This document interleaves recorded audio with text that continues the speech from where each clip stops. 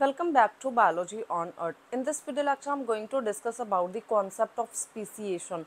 What is speciation? Speciation is an evolutionary process by which the ancestral species leads to the formation of different descendant species, or we can say the one species leads to the formation of different other species, or different species they form from one species. This is called the concept of speciation. Now, formation of species is due to the change in environmental conditions, due to change in geographical area, or due to any type of changes. Now, there are different types of speciation which explain how the speciation develop. First is called the allopatric speciation. It is the fragmentation of habitat either by mountain building or by separation of landmass. Means यहाँ पे क्या है, suppose कि ये एक landmass है और हमें पता है कि जो रिवर्स होती हैं ये अपना पाथ चेंज करती रहती हैं. सपोज मीन्स अगर रिवर इस साइड से जा रही है तो हो सकता है कि 20 ईयर्स के बाद ये यहाँ से जाने लगे. तो किसी भी कारण जो है, या वो रिवर हो सकती है या कोई भी फिजिकल बैरियर के कारण अगर एक जियोग्राफिकल एरिया जो है इसमें डिवीजन होती है तो इसकी वजह से क्या होता है कि दोनों जो एक पॉपुलेशन है, सपोज एक पॉपुलेशन है, ठीक है, तो यहाँ पे क्या हुआ कि यहाँ पे एक फ्लाईओवर बन गया.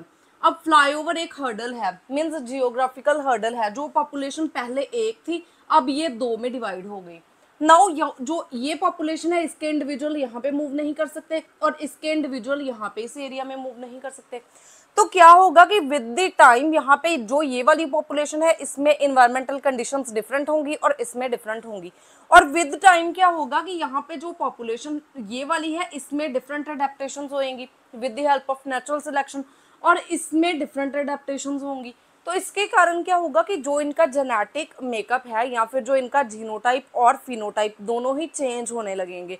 मीन्स इनमें जीनोटिपिक और फिनोटिपिक वेरिएशंस आने लगेंगी. सो यहाँ पे जो पॉपुलेशन है ये जियोग्राफिकली आइसोलेटेड होती है जिसकी वजह से उसमें जीनोटिपिक और फिनोटिपिक वेरिएशंस होती हैं which lead to the reproductive isolation in them. Means अगर यहाँ पे जो दो इंडिविजुअल्स हैं इनमें जीन फ्लो बिल्कुल खत्म हो गया क्योंकि दोनों में एक से दूसरे एरिया में मूव नहीं कर सकते, तो इस जीन फ्लो के रिडक्शन की वजह से क्या होता है कि इसमें अडेप्टेशंस डिफरेंट होंगी, इसमें डिफरेंट होंगी, इसमें डिफरेंट म्यूटेशंस डेवलप होंगी, इसमें डिफरेंट. तो इसके कारण ये दो स्पीशीज में डेवलप हो जाते हैं.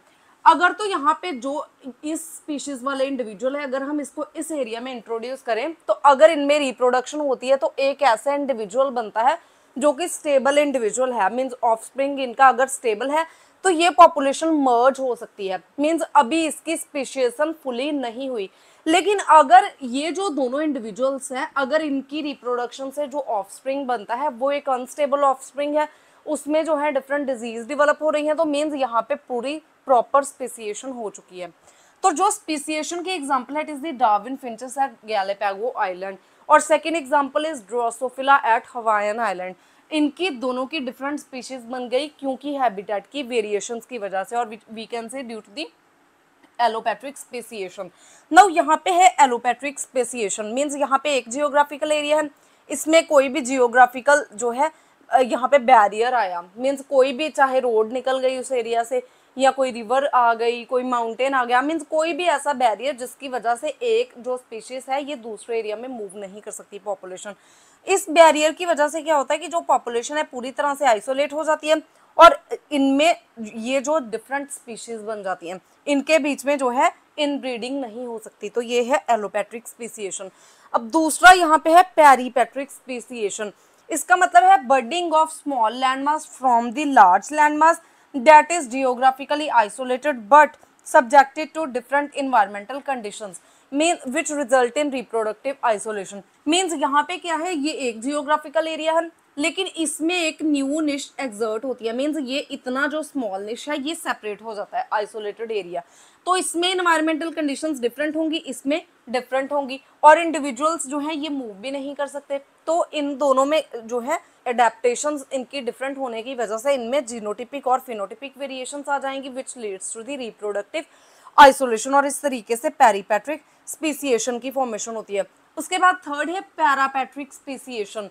It is at the periphery of large landmass. The environmental conditions are different. That is, exchange of gene could occur. But due to different environmental conditions change in phenotypic characters. Means एक ही single land mass है, इसमें जो यहाँ पे periphery पे एक reason है, इसमें कुछ इन्वायरमेंटल कंडीशंस डिफरेंट हैं, तो जो इंडिविजुअल्स इस एरिया में होंगे इनकी जो है इनमें डिफरेंट फिनोटिपिक कैरेक्टर्स बिल्ट हो जाएंगे।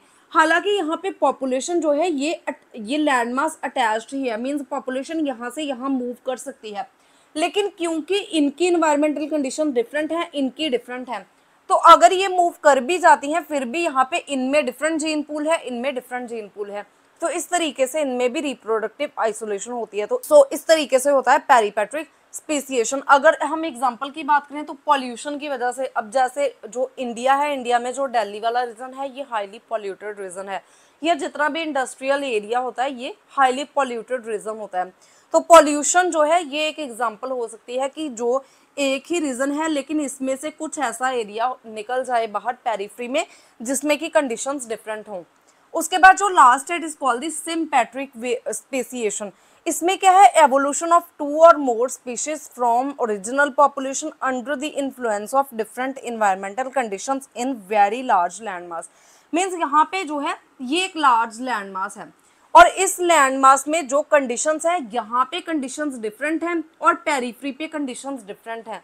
इसकी वजह से जो इंडिविजुअल्स यहाँ पे हैं इनमें डिफरेंट एडेप्टेशंस डेवलप होंगी और इनमें डिफरेंट होंगी, और which leads to this speciation. और जब इस तरीके से 2 स्पीशीज डेवलप होती हैं तो इन्हें हम बोलते हैं सिम्पेट्रिक स्पीसिएशन। अगर हम इसके एग्जाम्पल की बात करें तो जो ह्यूमन रेस है इसमें क्या है कि यहाँ पे जो अर्थ है, अर्थ में डिफरेंट रीजन्स है। सेंटर है इक्वेटर, इक्वेटर मीन 0 डिग्री। उसके बाद यहाँ पे ये जो है ये this is called the tropical region. यहाँ पे जो है ये टेम्परेट रीजन है, जो ये वाला है ये भी टेम्परेट रीजन है, और यहाँ पे पोल्स हैं। नाउ जो पोल्स हैं, पोल सन से बहुत दूर है, तो यहाँ पे जो है ये ठंडा एरिया है। जो टेम्परेट वाला है ये इंटरमीडिएट टेम्परेचर है, जो ट्रॉपिकल वाला है ये ज़्यादा टेम्परेचर यहाँ पे होता है। तो इंडिया भी इसी रीजन में आता है, ट्रॉपिकल मॉनसून टाइप क्लाइमेट है इंडिया का। तो यहाँ पे जो हमारा स्किन कलर है, हमारा स्किन कलर इंटरमीडिएट है। जो इस एरिया में जितने भी कंट्रीज आते हैं, जो इस एरिया में कंट्रीज आते हैं, जैसे यहाँ पे टेम्परेट रीजन में जितने भी वेस्टर्न कंट्रीज हैं ये जो है ये टेम्परेट और पोलर रीजन में आते हैं, तो इनमें जो लोग हैं उनका स्किन कलर जो है वो बहुत लाइट होता है, फेयर होता है। मेलेनिन इतनी नहीं होती क्योंकि सन जितना सनलाइट ज़्यादा होगी स्किन में उतनी ज़्यादा मेलेनिन बनेगी यूवी प्रोटेक्शन के लिए। और अगर ये लोग सन से बहुत दूर हैं तो यहाँ पे मेलेनिन की जो है कॉम्पोजिशन इनकी स्किन में इतनी नहीं होती।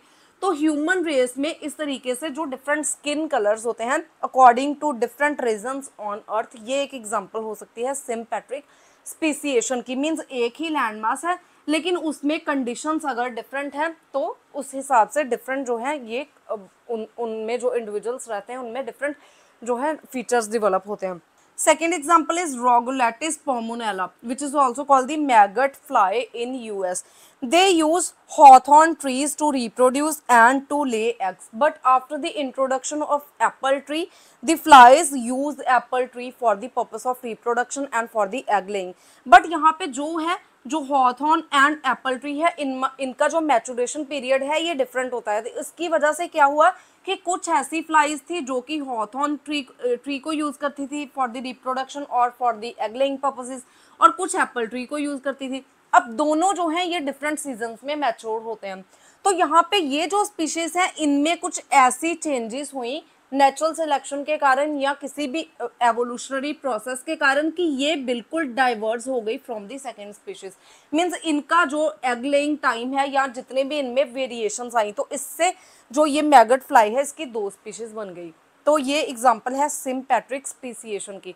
So this is all about this speciation. If you have any type of query regarding this topic, you can ask me in comment section. And if you find the content useful, please like and share the video and subscribe to my channel Biology on Earth.